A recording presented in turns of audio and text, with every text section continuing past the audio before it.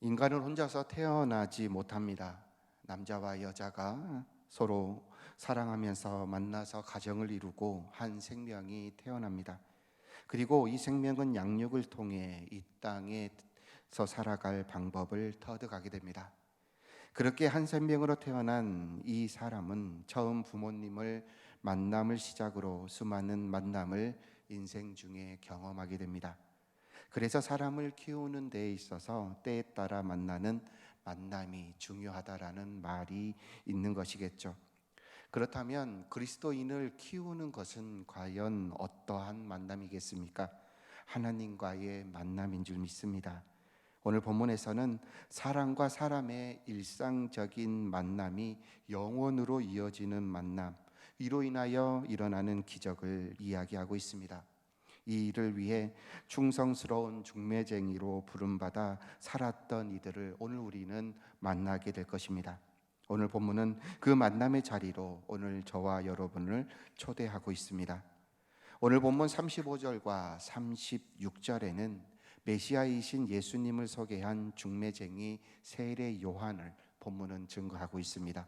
다 함께 35절에서 36절을 읽습니다. 시작. 이튿날 요한이 자기 제자 중 두 사람과 함께 섰다가 예수께서 거니심을 보고 말하되 보라 하나님의 어린 양이로다. 아멘. 세례 요한은 어제도 그랬고 오늘도 한결같이 예수님을 하나님의 어린 양이라고 증거합니다. 그는 기회가 있을 때마다 예수님을 전했습니다. 세례 요한은 자신이 부르심을 받은 목적대로 살기 위하여 최선을 다한 사람입니다. 태초부터 계신 창조주이신 하나님의 아들 예수님을 이 땅에 사는 인간이 평범한 일상에서 만날 수 있도록 중매쟁이 역할을 충성히 감당한 사람이죠. 그런데 오늘 본문 35절을 보면 이튿날이라는 표현을 오늘 요한복음 저자인 요한은 사용합니다. 사실 이 표현은 요한복음 1장 35절뿐만 아니라 29절에서도 그리고 43절에서도 쓰였습니다. 이는 분명 요한의 확실한 의도가 담겨져 있습니다. 이튿날이라는 표현은 변함없이 반복되는, 그래서 특별할 것 없는 날의 의미를 가지고 있습니다. 즉 날마다 해가 뜨고 지는 이 땅에서 의미 없는 밋밋하게 보이는 일상 속에서 우연처럼 보이거나 사소하게 여겨지는 만남과 만남을 통해 하나님의 위대한 구원 계획이 진행되고 있음을 이튿날이라는 단어를 통하여 우리에게 증거하고 있는 것입니다. 하나님이신 예수님이 인간이 되셔서 세상에 오셔서 인간인 우리를 하나님의 영광과 생명에 참여하게 하신 엄청난 일이 자고 일어나서 밥 먹고 일하러 가고 집안일 하는 등 일상 속에서 일어나는 것들을 일상 속에서 일어나는 것임을 오늘 이튿날을 통하여서 우리에게 말씀하고 있는 것입니다. 위대한 생명의 역사가 어디서 많이 본 것 같은 아주 평범한 사람들, 바로 내 옆에 있는 사람들을 통하여서 이루어진다라는 것을 말하고 있는 것입니다. 안드레와 베드로, 빌립 그리고 나다니엘 같은 유대 지역의 시골 지역의 사람들을 통해서 세상이 바꾸어질 역사, 아니 전 인류의 역사를 바꿀 역사가 시작되었습니다.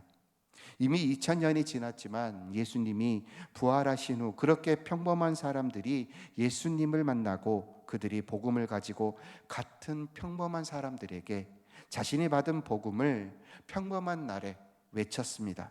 그리고 그 복음은 유대 전역으로 퍼져나갔고 그리고 이방인에게로 전해졌으며 이스라엘에서 사마리아로 그리고 전 유럽으로 퍼져나간 것입니다. 인생에서는 흔히 결정적인 순간이 있다라고 이야기들 합니다. 하지만 그것은 결정적이지 않는 평범한 매일이 평범하도 여기는 삶이 합해진 것입니다. 한날 단번에 모든 결정이 이루어지는 것이 아니라 하루하루 하나님 앞에서 잘 사는 것이 중요하다라고 말하는 것, 이를 의미하는 단어가 이튿날인 것입니다.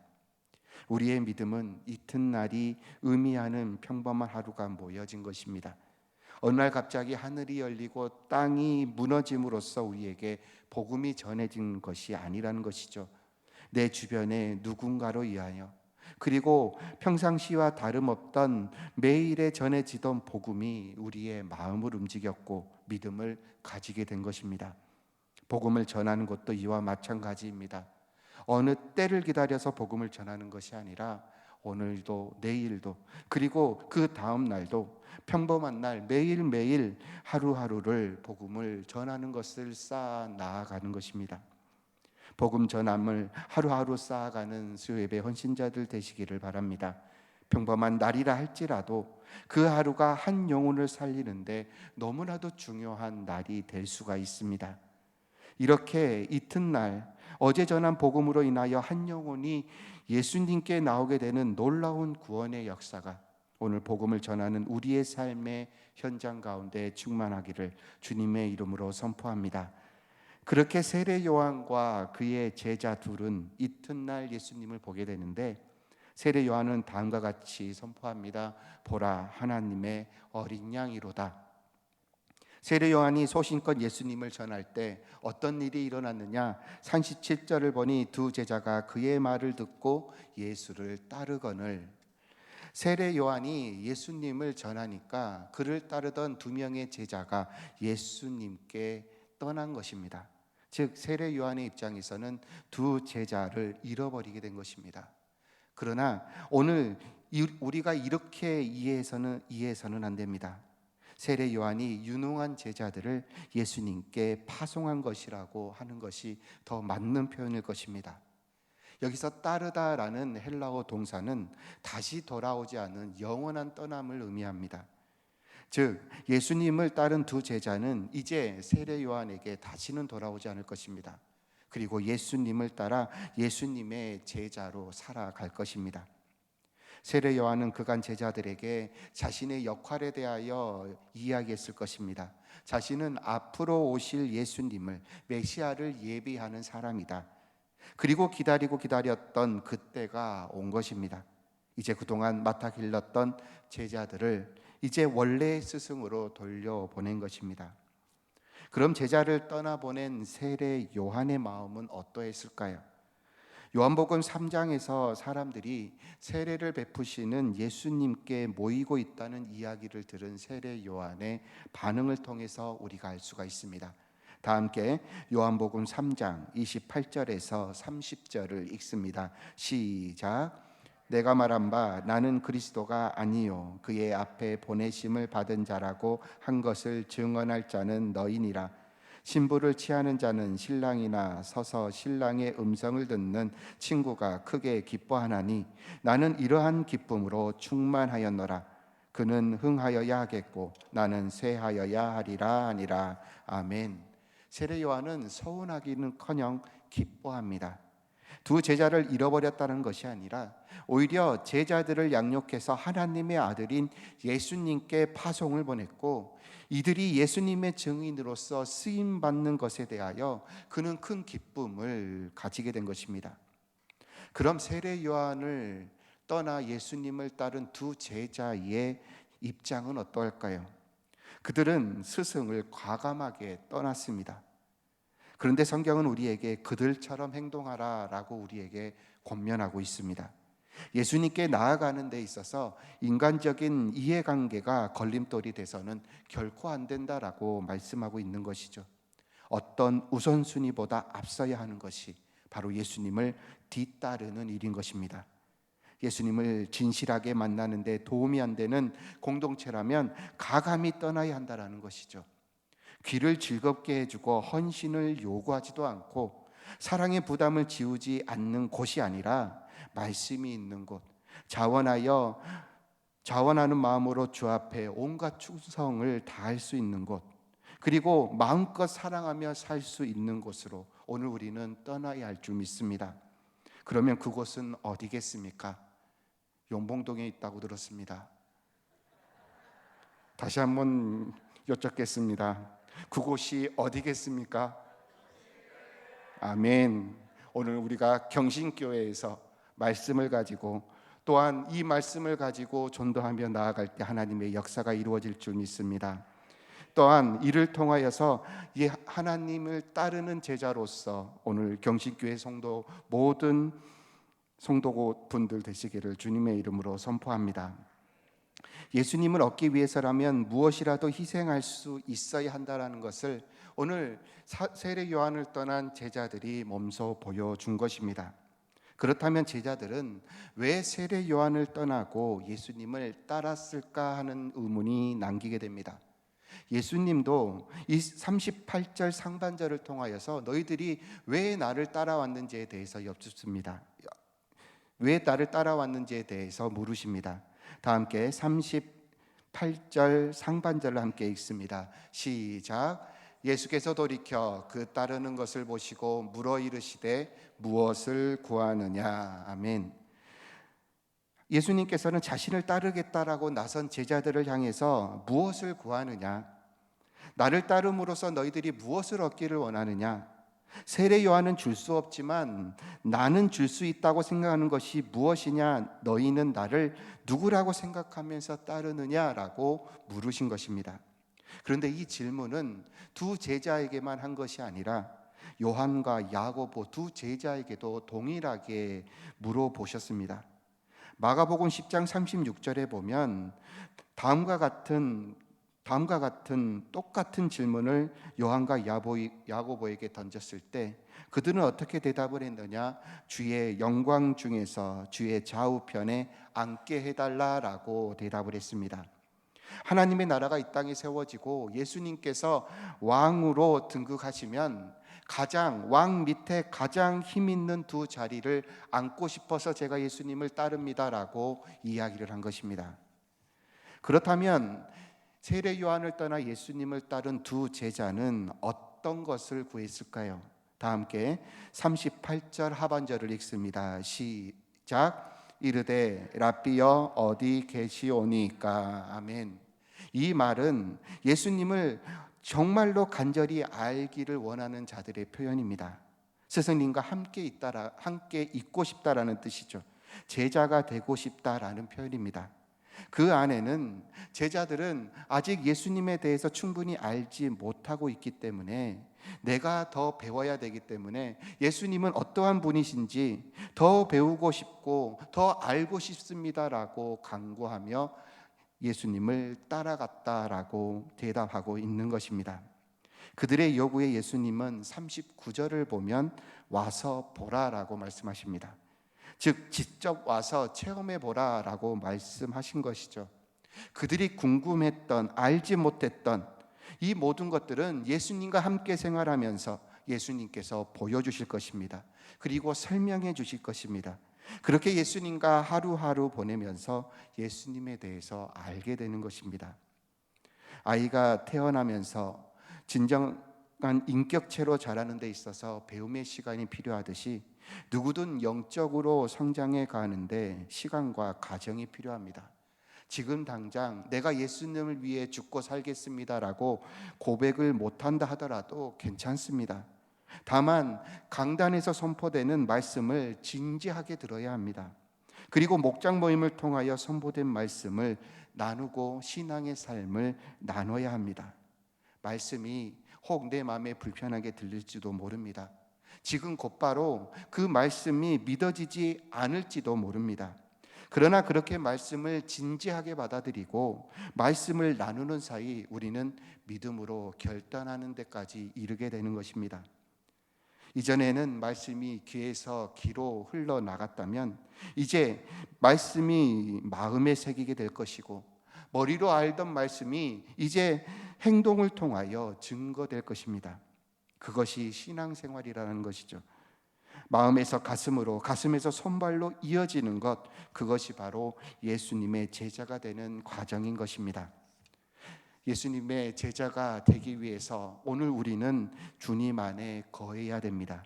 주님 안에 거하며 예수님께서 보여주신 것을 보고 그리고 또한 역사하신 것을 체험해야 한다는 것입니다.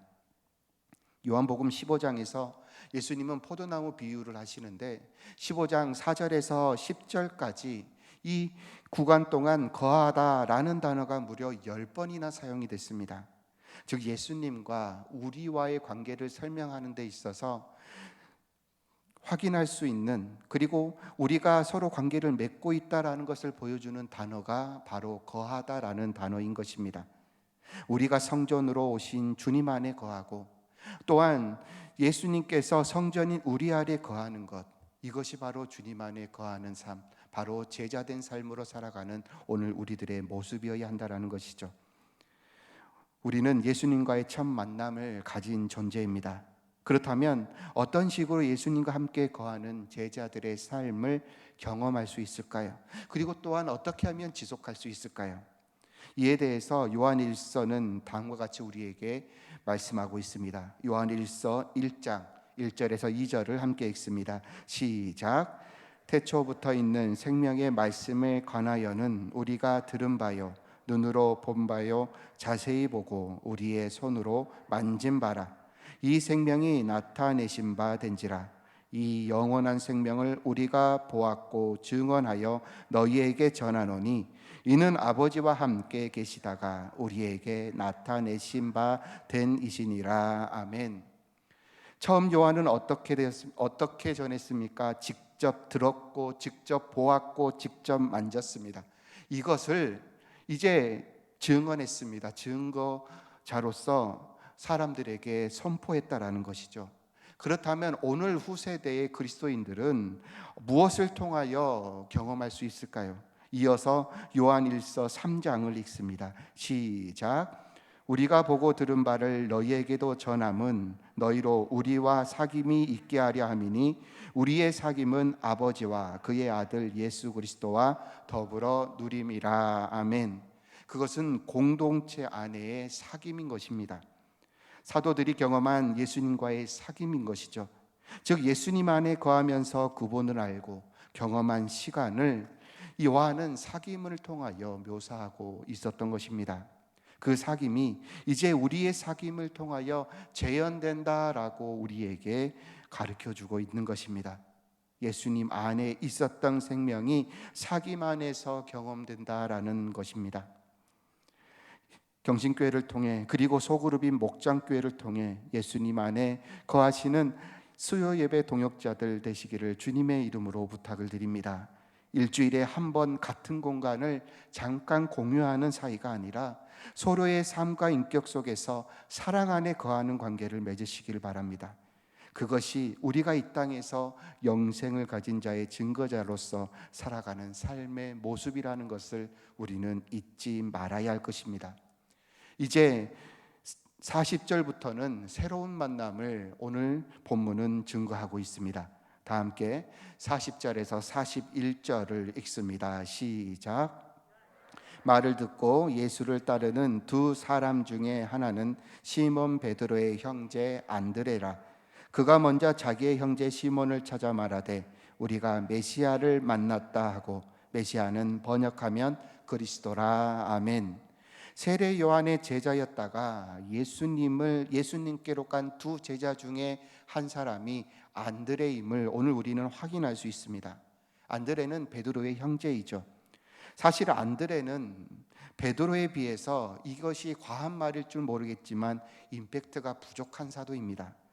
성경에도 자주 언급되지도 않고 사도행전을 보면 그의 행적이 독자적으로 나온 곳도 없습니다.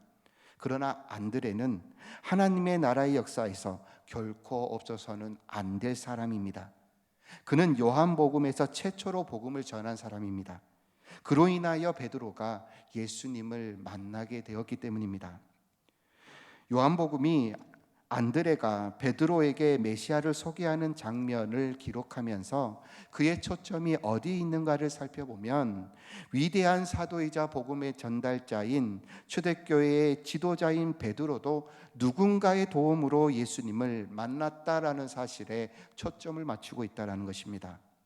복음을 듣고 예수님을 만나고 그분의 가르침을 받아서 마음이 변화된 한 사람의 열정 때문에 초대교회의 위대한 지도자가 태어난 것입니다.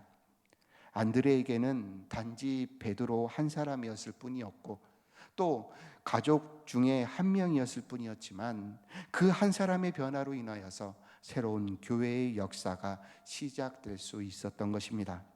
이것은 지극히 평범한 일상이 만들어낸 기적입니다. 평범하지만 보화를 가슴에 품고 다가간 만남이 누군가를 영원까지 이어질 만남으로 이끈 것입니다. 제 아래 신음하고 있는 수많은 영혼에게 참된 생명과 평화를 주는 예수님께로 인도하는 주역으로 세우신 것입니다. 그리고 그 주역에 안드레와 같이 오늘 저와 여러분이기를 주님은 원하고 계십니다. 안드레가 베드로에게 어떻게 이야기를 했을까요? 어떻게 예수님을 소개했을까요? 나 지나오다가 메시아 만났다, 이런 식으로 이야기를 했을까요? 아니면 베드로를 앉혀놓고 예수님이 메시아인 것을 논리적으로 체계적으로 하나하나 설명했을까요? 저는 아닌 것 같습니다. 보진 않았지만 아마 안드레는 흥분을 감추지 못하고 감격스러워하며 기뻐하며 내가 메시아를 만났다 라면서 베드로에게 말했을 것 같습니다. 그동안 우리가 찾아왔던, 기다려왔던 메시아를 내가 드디어 만났다, 베드로야 베드로야 하면서 이 메시아를, 예수님을 전했을 것입니다. 그리고 베드로는 안드레의 말에 예수님을 만났을 것입니다. 안드레가 베드로에게 예수님을 소개하는 중매장의 역할을 기쁨으로 감당했던 것입니다. 그리고 이후에 빌립과 나다니엘이 예수님을 만나게 되죠. 그리고 그들에게 전해진 복음이 갈릴리 사람들에게 전해지고, 그리고 요한복음 4장을 보면 사마리아 여인에게도 전해집니다. 이렇게 한 사람에게 전해진 복음이 가족에서 친구로, 또 가까운 이웃으로, 그리고 이웃에서 온 세상으로 그 대상이 확대되는 것을 오늘 우리는 확인할 수 있는 것입니다. 오늘 우리는 안드레처럼 예수님을 만남으로 인한 감격으로 복음을 전하고 있는 줄 믿습니다. 그렇게 전한 복음은 더욱더 확대되어서 용봉동이, 그리고 광주광역시가 하나님의 도시가 되는 놀라운 기적의 출발점이 오늘 안드레와 같은 저와 여러분이라는 사실을 우리는 잊지 말아야 한다라는 것입니다. 그리고 또한 우리가 성경을 통해서 안드레의 중매가 이것뿐이 아니다라는 것을 확인하게 되는데요. 마태복음 14장과 마가복음 6장, 그리고 누가복음 9장과 그리고 요한복음 6장에서는 물고기 2마리와 5개의 떡으로 5천 명을 먹이고 12광주리를 남겼던 예수님의 기적이 기록되어져 있습니다. 마태복음, 마가복음, 누가복음은 단지 한 아이가 가져온 2마리의 물고기와 5개의 떡만을 기록하고 있지만, 오로지 요한복음 6장만이 그 상황을 좀 더 자세하게 기록하고 있습니다. 다 함께 요한복음 6장 8절에서 9절을 함께 읽습니다. 시작. 제자 중 하나 곧 시몬 베드로의 형제 안드레가 예수께 여짜오되 여기 한 아이가 있어 보리떡 5개와 물고기 2마리를 가지고 있나이다. 그러나 그것이 이 많은 사람에게 얼마나 되겠사옵나이까. 아멘. 많은 사람들에게 먹여야 할 음식도 없고, 또한 그 음식을 사야 할 돈도 부족한 상황 가운데 안드레는 한 아이가 물고기 2마리와 보리떡 5개가 있다라는 것을 예수님께 아뢰입니다. 즉 그 아이를 예수님께 소개한 것이죠. 굶는 것이 당연한 현실 가운데 그는 지금 아이가 드리는 음식을 가지고 예수님이라면 어떻게든 하실 것이라는 믿음을 가지고 아이를 예수님께 소개한 것입니다. 그리고 예수님은 그 믿음대로 5천 명을 먹이고도 남기신 기적을 펼치신 것입니다.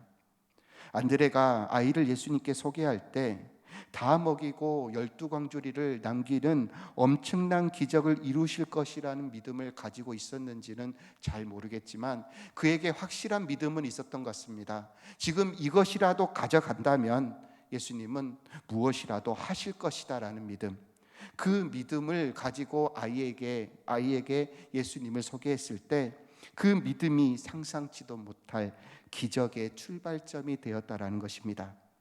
우리 같으면 어땠을까요? 겨우 물고기 2마리, 택도 없어 보이는 보리떡 5개로 여겼을까요? 그 아이에게 너나 먹어라 라고 말했을까요? 우리가 과연 예수님을 그 아이에게 소개할 수 있을까요? 오늘 우리의 전도 현장에서도 이와 비슷한 상황이 있지는 않습니까? 과연 이 사람은 구원을 받을 수 있을까? 과연 이 사람은 내가 전한 복음에 대해서 들을까? 이 말을 듣고 이 사람이 변화가 될까? 이러한 의식 가운데 살아갈까요? 여러분, 기적을 일으키시는 분은 예수님이신 줄 믿습니다. 그 아이가 아니었습니다. 안드레가 아니었습니다. 예수님께서 기적을 행하셨습니다. 구원도 마찬가지인 줄 믿습니다. 우리가 예수님을 소개할 때 구원을 이루시는 분은 예수님이십니다. 그리고 또한 복음을 전함으로 말미암아 기적을 베푸시는 분 또한 하나님이시다는 사실을 오늘 우리는 기억해야 합니다. 우리는 그 현장 가운데 복음의 통로의 역할을 감당하면 되는 것입니다. 여러분, 믿으시기를 바랍니다. 내가 겪은 예수님, 그 예수님을 전할 때에 복음의 능력은 나타날 줄 믿습니다.